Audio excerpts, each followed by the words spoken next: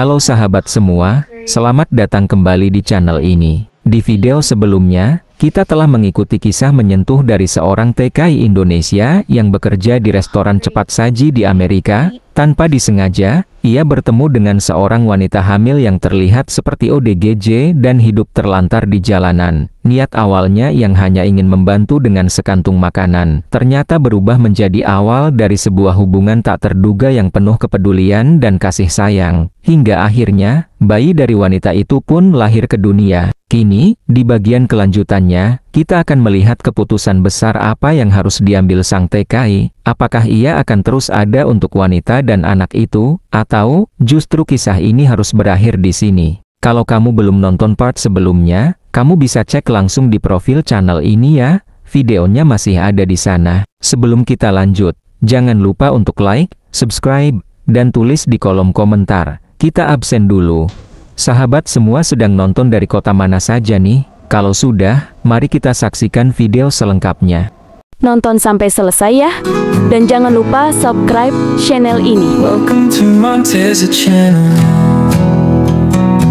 Malam itu, kota tampak sunyi. Angin dingin berhembus pelan lewat celah jendela kamar sewa sederhana di pinggiran kota kecil Amerika. Di dalam kamar itu, seorang pria bernama Gilang, usia 27 tahun, tengah duduk bersandar di lantai beralas karpet tipis. Ia adalah seorang TKI asal Indonesia yang bekerja di restoran cepat saji. Sudah hampir 2 tahun ia tinggal dan bekerja di negeri orang ini, jauh dari keluarganya, demi mimpi yang sederhana, hidup layak dan bisa membahagiakan orang tua di kampung. Di depannya, duduk seorang wanita muda yang kini sangat berarti dalam hidupnya, Lily, wanita Amerika yang dulu ia temui dalam kondisi memprihatinkan di jalanan. Kini duduk tenang, memandangi anaknya yang baru saja terlelap di atas kasur kecil yang mereka beli bersama. Lily dulunya hanyalah seseorang yang ia temui secara tak sengaja, seorang ibu hamil yang hidup terlunta-lunta, seperti tak punya tujuan. Namun malam itu, di bawah lampu redup kamar sewa, segalanya telah berbeda. Mereka tak lagi asing, telah ada ikatan, meski tanpa nama. Sunyi, tak ada suara selain nafas pelan dari si bayi dan suara detik jam dinding yang terus bergerak. Hingga akhirnya, Lily memecah keheningan. Aku mau tanya sesuatu, tapi aku takut kamu marah. Gilang menoleh, sedikit tersenyum. Tanya aja. Lily menarik nafas panjang, seperti tengah menyusun keberanian dari dalam hatinya. Kalau aku ngajak kamu tinggal bareng, maksudku, kita bareng-bareng ngurus anak ini, kamu mau nggak? Gilang tak langsung menjawab, matanya menatap wajah Lily dalam-dalam, seolah mencari makna di balik setiap kata. Ia tahu ini bukan pertanyaan biasa. Setelah beberapa detik yang terasa seperti selamanya, Gilang menjawab dengan suara rendah namun penuh ketulusan. Namun belum sempat ia melanjutkan, Lily menatapnya penuh harap dan berkata, Maksudku, aku ingin kamu jadi suamiku, kita jadi keluarga, dan kita sama-sama besarin anak ini. Gilang terdiam, kali ini lebih lama. Pertanyaan itu bukan hal yang bisa dijawab dengan cepat. Ia tahu jawabannya akan menentukan arah hidup mereka bertiga. Setelah merenung cukup lama, Gilang hanya mampu berkata, kalau itu, aku pikir-pikir dulu ya, tapi yang jelas, aku nggak akan ninggalin kalian. Lily menunduk, ada sedikit senyum, tapi juga bayangan kecewa yang sulit disembunyikan. Namun malam itu tetap mereka lalui bersama, dalam diam, dalam rasa yang tak bisa dijelaskan dengan kata-kata. Hari-hari berikutnya, Gilang kembali menjalani rutinitasnya. Pagi hingga sore, ia bekerja di restoran cepat saji, mengantar makanan, membersihkan dapur, apa saja yang bisa ia kerjakan. Tapi kini, ia merasa ada beban yang lebih besar, dan entah kenapa, hatinya juga terasa lebih penuh. Ia mulai mencari pekerjaan tambahan di malam hari, membersihkan gudang, menjadi tukang cuci piring di restoran lain. Semua demi satu tujuan, memastikan Lily dan bayinya tidak kekurangan apapun. Setiap kali ia pulang, tubuhnya lelah, tapi begitu melihat Lily menyambutnya dengan senyum kecil dan si bayi tertidur pulas dalam pelukan ibunya, semua rasa lelah itu lenyap. Gilang tahu, hidupnya telah berubah, sangat berubah. Dan ia mulai menyadari satu hal, bahwa terkadang, orang yang kita temui secara tak sengaja, bisa jadi bagian paling penting dalam hidup kita. Hari itu Gilang pulang lebih larut dari biasanya, tubuhnya lelah, langkahnya berat, Sejak beberapa minggu terakhir, ia bekerja nyaris tanpa jeda, siang di restoran cepat saji tempat ia bekerja tetap, malam hari ia mengambil pekerjaan tambahan sebagai tukang bersih-bersih di gudang toko kelontong tak jauh dari tempat tinggalnya. Ia tahu tenaganya nyaris terkuras habis, tapi setiap tetes keringat itu terasa layak, karena ia tahu untuk siapa semua ini ia lakukan, untuk Lily, dan untuk bayi kecil yang kini sudah mulai bisa tertawa saat melihat wajahnya. Kamar sewa yang dulu terasa sepi, kini selalu terasa hidup, ada suara tawa kecil, tangisan bayi, dan sapaan lembut dari Lily setiap kali Gilang membuka pintu. Kamar sempit itu kini terasa seperti rumah. Namun malam itu, berbeda. Sesampainya di depan pintu, Gilang merasa ada yang aneh. Lampu di dalam kamar memang menyala seperti biasa, tapi tak terdengar suara apapun dari dalam. Tidak ada suara tangisan bayi, tidak ada suara langkah Lily, hening, sunyi. Perlahan, Gilang memutar gagang pintu dan masuk. Dan saat itu juga, jantungnya seolah berhenti berdetak. Kamar itu, kosong. Kasur masih ada, selimut masih tersusun rapi. Beberapa barang Lily juga masih tertinggal, tapi tak ada Lily, tak ada bayi itu, tak ada jejak kemana mereka pergi. Gilang berdiri mematung, matanya menyapu seluruh ruangan dengan cepat, mencoba menangkap sesuatu, apa saja. Dan di atas meja, ia melihatnya, secarik kertas, dilipat sederhana. Dengan tangan gemetar, Gilang mengambil dan membuka kertas itu. Tulisan tangan Lily, dengan tinta yang sedikit bergetar, isinya. Maafkan aku, Dylan, aku harus pergi. Aku tidak ingin kamu terbebani karena harus mengurus kami. Terima kasih atas semua kebaikanmu selama ini. Aku tidak akan pernah lupa. Semoga Tuhan membalas kebaikan hatimu. Gilang menatap kertas itu lama, sangat lama. Ia membaca ulang, berulang kali, seolah berharap maknanya akan berubah, tapi tetap sama. Lily, pergi. Pelan-pelan, kertas itu jatuh dari tangannya, ia terduduk di lantai, matanya berkaca-kaca, lalu air matanya jatuh tanpa bisa dibendung. Untuk pertama kalinya dalam waktu lama, ia merasa benar-benar kehilangan. Separuh hatinya seperti ikut pergi bersama Lily dan bayinya. Tapi ia tidak mau diam, tidak mungkin diam. Malam itu juga, Gilang berlari keluar, menyusuri lorong-lorong kota, bertanya ke penjaga toko, ke petugas halte, bahkan ke gelandangan yang biasa mangkal di sekitar. Semua ia tanyai, dengan satu pertanyaan, apa kamu lihat wanita membawa bayi tadi sore? Namun tak ada yang tahu, tak ada yang melihat.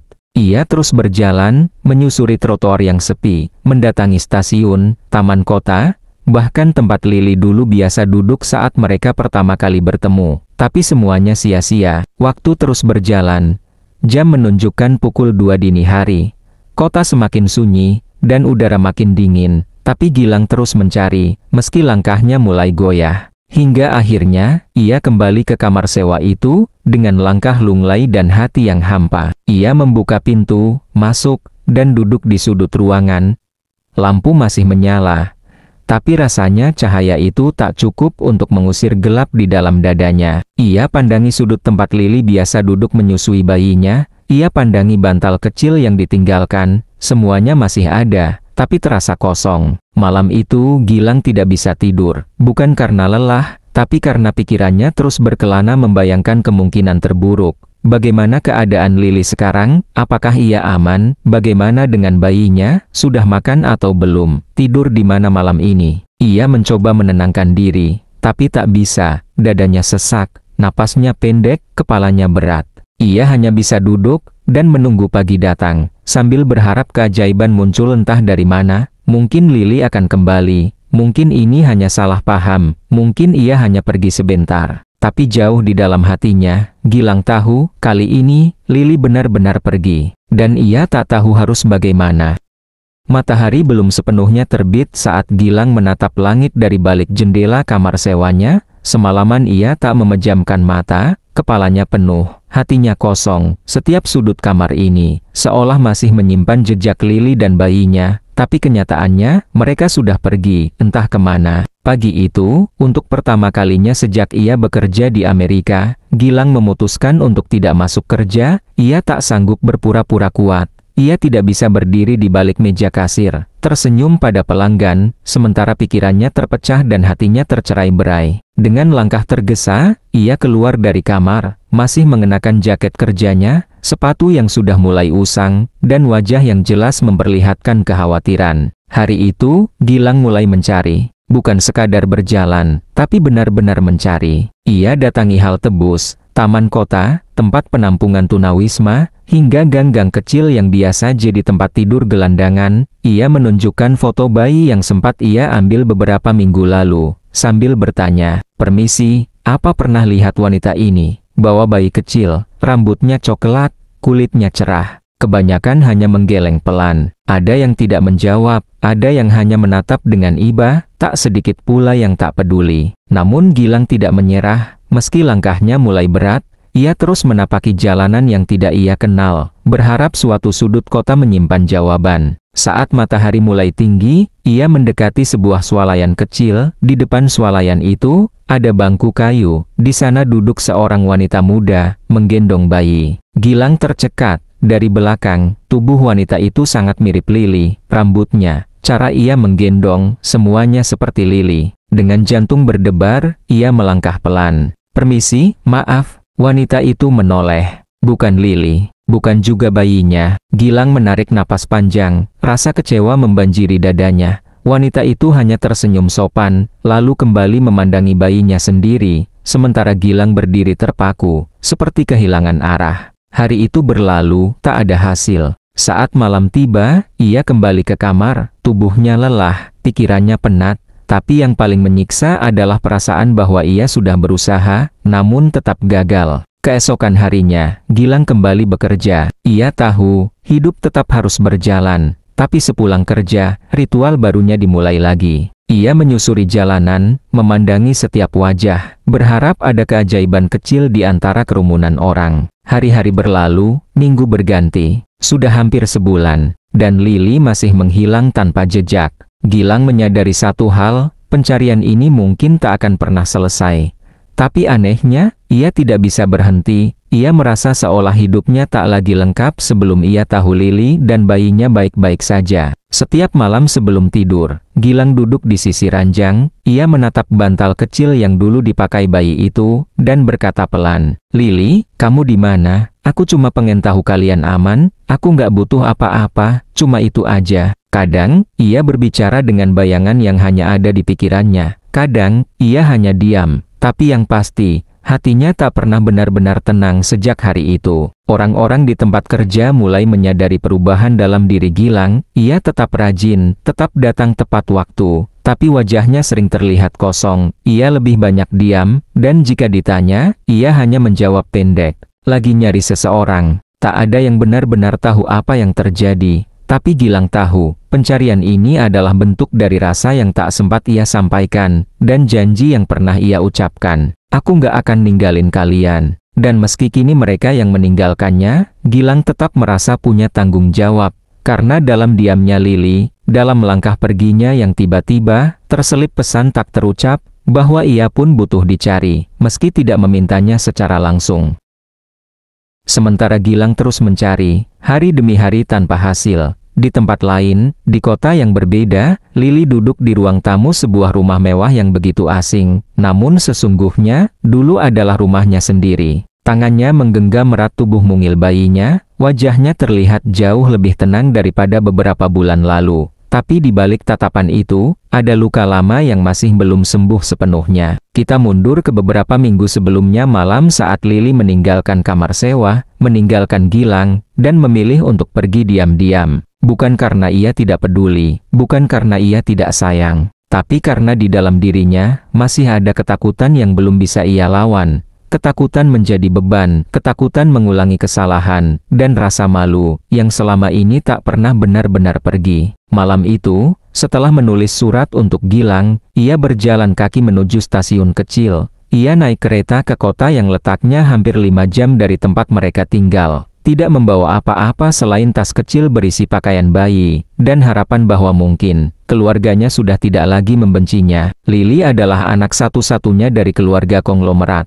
Ayahnya seorang pengusaha sukses, ibunya sosialita yang terkenal di lingkaran elite. Sejak kecil, ia hidup dalam kemewahan, sekolah di tempat terbaik, dan dikelilingi fasilitas yang banyak orang hanya bisa impikan. Namun semua itu berubah saat ia jatuh cinta pada orang yang salah. Pria itu tampan, pintar bicara, dan pandai mencuri perhatian. Namun di balik pesonanya, tersimpan niat buruk. Ia hanya ingin memanfaatkan Lily untuk uang, untuk status, untuk kesenangan. Hingga akhirnya, saat Lily hamil, pria itu menghilang. Lily hancur. Ia mencoba memberitahu orang tuanya, tapi yang keluar dari mulut ibunya hanyalah kata-kata penuh tekanan. Kau mempermalukan keluarga ini. Bagaimana bisa kau begitu ceroboh? Mereka tidak menolak kehadirannya, tapi juga tidak memberinya pelukan. Dan malam itu, dalam kondisi hancur secara mental dan emosi, Lily meninggalkan rumah. Ia pergi tanpa arah, hanya membawa rasa malu dan kebingungan. Hari demi hari ia hidup di jalan, tidur di trotoar, makan dari sisa orang-orang. Ia bahkan kehilangan kesadaran akan waktu, tidak tahu lagi siapa dirinya. Hingga suatu malam, di tengah kehancuran itulah, ia bertemu Gilang, lelaki asing dari negeri yang jauh, yang tak punya banyak, tapi menawarkan apa yang selama ini tak ia dapatkan, kasih sayang dan kepedulian tanpa syarat. Dan kini, setelah berbulan-bulan hidup dalam gelap, Lily kembali ke rumah masa kecilnya, sambil membawa bayi yang menjadi saksi segala luka dan kekuatan yang ia miliki. Saat ia mengetuk pintu rumah besar itu, tak ada yang menyangka akan melihat sosoknya lagi. Ibunya menjerit kecil saat melihat wajah putrinya berdiri di ambang pintu, dengan pakaian lusuh dan seorang bayi di pelukan. Ayahnya menyusul keluar dari ruang makan, diam sejenak, lalu memeluk putrinya, tanpa banyak tanya. Kamu pulang, nak? Itu sudah cukup buat kami. Mereka tidak bertanya tentang pria yang menghamilinya, mereka tidak marah. Mereka hanya memeluk dan untuk pertama kalinya, Lily merasa, mungkin ia masih pantas untuk dicintai. Beberapa hari berlalu, Lily mulai pulih, ia dimandikan, diberi makanan layak, dan bayinya pun mendapat perawatan yang baik. Tapi dalam hatinya, ada satu hal yang tak bisa ia abaikan. Gilang. Ia menceritakan semuanya kepada orang tuanya, tentang pria asing dari Indonesia yang memberinya makanan pertama saat ia kelaparan, yang mencucikan bajunya, yang menggendong bayinya saat ia kelelahan, yang menatapnya bukan dengan jijik, tapi dengan kasih. Tanpa dia, aku mungkin sudah mati. Pak, dia nggak pernah tanya aku siapa. Dia cuma bilang, dia akan jaga aku dan anakku. Ayah Lily, seorang pria yang selama ini dingin dan penuh wibawa, mendengarkan dengan kepala tertunduk. Ia sadar, anaknya tidak butuh harta saat itu. Ia butuh pelukan, dan pria asing itu telah menggantikan tugasnya sebagai ayah dalam masa tergelap putrinya. Beberapa hari kemudian, sang ayah memanggil dua orang kepercayaannya. Cari pria itu, namanya Gilang, dia kerja di kota kecil itu, temui dia, beri dia ini. Sang ayah menyerahkan sebuah koper hitam, isinya bukan main-main ratusan ribu dolar tunai, bukan sekadar uang, tapi simbol rasa terima kasih, dan rasa bersalah. Uang ini, belum cukup untuk membalas hidup yang dia selamatkan. Lily pun menulis sebuah surat, singkat, dititipkan di dalam koper itu. Namun, dalam hatinya, Lily tahu, uang tidak akan pernah cukup untuk membayar cinta. Karena Gilang tidak pernah mencintai dia karena kasihan, tapi karena tulus. Dan jauh di dalam dirinya, Lily tahu satu hal. Ia harus menemui Gilang sendiri, bukan lewat utusan, bukan lewat uang, tapi dengan dirinya sendiri, dan bayinya. Hari itu, matahari bersinar terik, suasana kota masih seperti biasa, hiruk-pikuk kendaraan, orang lalu lalang dengan kesibukan masing-masing. Namun di sebuah sudut kota kecil, di restoran cepat saji tempat Gilang bekerja, ada sesuatu yang tidak biasa sedang terjadi. Dua mobil mewah berhenti di parkiran, jendela gelap, plat nomor dari luar kota. Dari salah satu mobil, turun dua pria berjas rapi, tampak berbeda dari kebanyakan orang yang lalu lalang di sekitar situ. Mereka membawa koper hitam dan selembar kertas berisi nama serta alamat tempat Gilang tinggal. Tanpa banyak basa-basi, mereka berjalan masuk ke restoran. Di balik meja kasir, Gilang sedang membersihkan meja dengan kepala sedikit tertunduk. Wajahnya terlihat lebih kurus dari biasanya, matanya cekung karena kurang tidur, dan meski tubuhnya berdiri tegak, hatinya masih digelayuti kesedihan. Lalu suara itu terdengar, "Maaf, apakah Anda yang bernama Gilang?" Gilang menoleh, Dua pria berdiri di depannya. Wajah mereka serius tapi sopan. "Iya, saya Gilang. Ada apa?" "Ya." Salah satu dari mereka membuka koper hitam di depan Gilang, memperlihatkan lembaran uang yang tebal, rapi, dan tidak sedikit jumlahnya. "Ini titipan dari keluarga Lili. Tuan dan Nyonya ingin berterima kasih atas semua yang telah Anda lakukan." Gilang mengerutkan kening, wajahnya seketika berubah. "Keluarga Lili?" Kedua pria itu mengangguk. Salah satu dari mereka mengeluarkan amplop kecil berisi surat tulisan tangan Lili. Gilang membuka surat itu, membaca cepat, dan mendadak matanya memerah. "Gilang, aku sudah bersama keluargaku sekarang. Mereka menerimaku kembali. Aku ingin berterima kasih, tapi aku tak tahu bagaimana caranya. Tanpamu, aku tak akan sampai ke titik ini." Tangannya gemetar, matanya terus menatap koper itu, namun pikirannya melayang ke malam-malam sepi ketika ia duduk sendirian di kamar, menangis dalam diam, memeluk bantal kecil yang ditinggalkan Lili. Lalu ia menatap kedua pria itu. "Saya nggak bisa terima ini." Pria berjas tampak terkejut. "Tapi ini bentuk penghargaan dari keluarga Lili." Gilang menggeleng keras, lalu suaranya mulai bergetar. "Saya nggak butuh uang ini, saya cuma pengen tahu Lili dan bayinya baik-baik aja. Saya cuma pengen mereka ada di sini, itu aja." Seketika, suasana jadi hening. Para pengunjung restoran mulai memperhatikan. Manajer Gilang berdiri dari kejauhan, hendak menghampiri, tapi urung. Mereka semua bisa melihat, apa yang sedang terjadi bukan soal bisnis atau uang, ini tentang hati, tentang manusia, tentang kehilangan. "Tolong," Gilang menatap dua pria itu dengan mata berkaca, "kalau kalian benar dari keluarga Lili, tolong, antarkan saya ke dia. Saya nggak mau uang ini, saya cuma mau tahu mereka selamat." Tapi kedua pria itu tidak menjawab. Salah satunya menutup koper pelan, mengangguk hormat, dan berkata, "Maaf, kami hanya ditugaskan untuk menyampaikan ini. Kami tidak bisa membawa Anda." Setelah itu, mereka menaruh koper di meja, membalik badan, dan berjalan cepat keluar. Dalam hitungan detik, mobil mereka melaju menjauh, meninggalkan Gilang berdiri sendirian di tengah ruangan dengan koper uang di depannya. Ia berlari keluar, mencoba mengejar. Tunggu dulu." Tapi terlambat. Mobil-mobil itu sudah menghilang di jalan raya. Gilang berdiri di trotoar, nafasnya memburu, matanya basah, dunia seperti berputar pelan, dan ia sendiri di tengah-tengahnya. Ia kembali ke restoran, koper itu masih di tempat yang sama. Beberapa pegawai bertanya, "Itu koper apa, Lang? Kamu habis dapat warisan, ya?" Tapi Gilang hanya menggeleng, lalu mengangkat koper itu dan membawanya pulang. Sesampainya di kamar, ia membuka koper itu sekali lagi. Jumlah uang yang tidak pernah ia bayangkan seumur hidup. Mungkin cukup untuk hidup nyaman sampai tua, tapi bukan itu yang ia kejar. Ia menatap tumpukan uang itu, lalu menarik nafas panjang. "Lili, kamu ngiranya aku bakal bahagia dengan ini? Padahal yang aku cari, cuma kamu." Malam itu, Gilang pergi ke bank. Ia membuka rekening khusus, lalu menyimpan seluruh uang itu ke dalam rekening tersebut.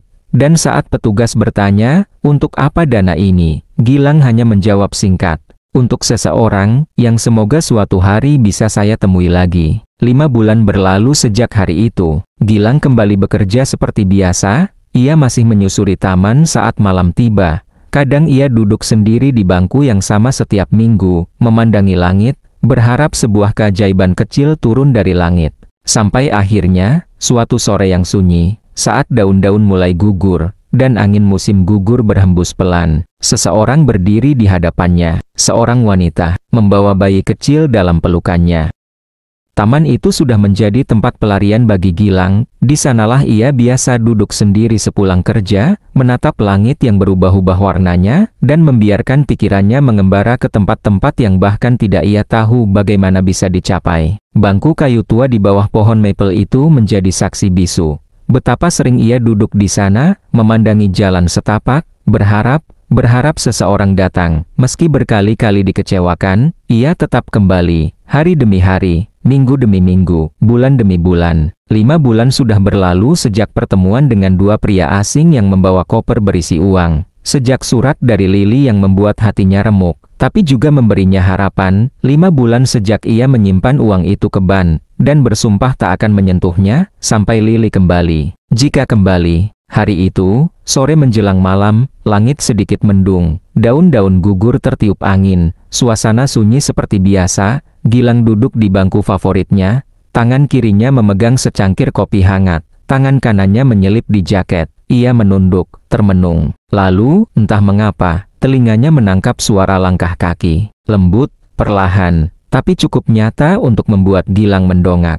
Sosok itu berdiri di sana, Lily, dengan rambut kecoklatan yang kini diikat rapi. Wajahnya lebih segar, matanya lebih jernih. Di pelukannya, seorang bayi kecil tertidur nyenyak, bayi yang sama yang dulu pernah Gilang gendong di tengah malam saat Lily kelelahan. Mereka saling menatap. Tak ada yang bicara, hanya diam. Lalu pelan-pelan, air mata Gilang mengalir. Lily mendekat, langkahnya pelan, hati-hati, seolah takut jika ini hanya mimpi yang bisa pecah sewaktu-waktu. Gilang, suaranya lirih. Aku kembali. Gilang berdiri, ia tidak tahu harus berkata apa, tapi tubuhnya bergerak lebih dulu sebelum pikirannya sempat memutuskan. Ia mendekap Lily.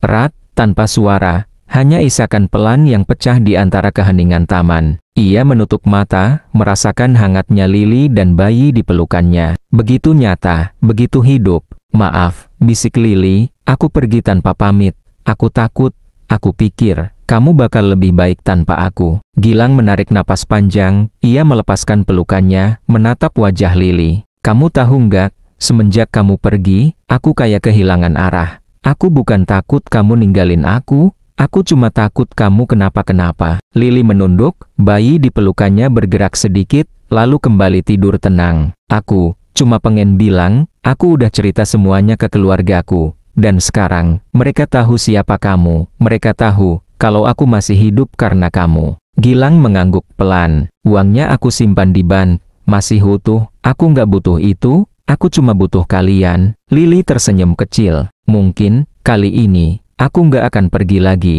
Tapi aku nggak akan maksa. Aku tahu aku pernah bikin kamu kecewa. Gilang menggeleng. Lily, kamu nggak pernah bikin aku kecewa. Yang aku harap dari awal, cuma satu. Kamu tetap hidup.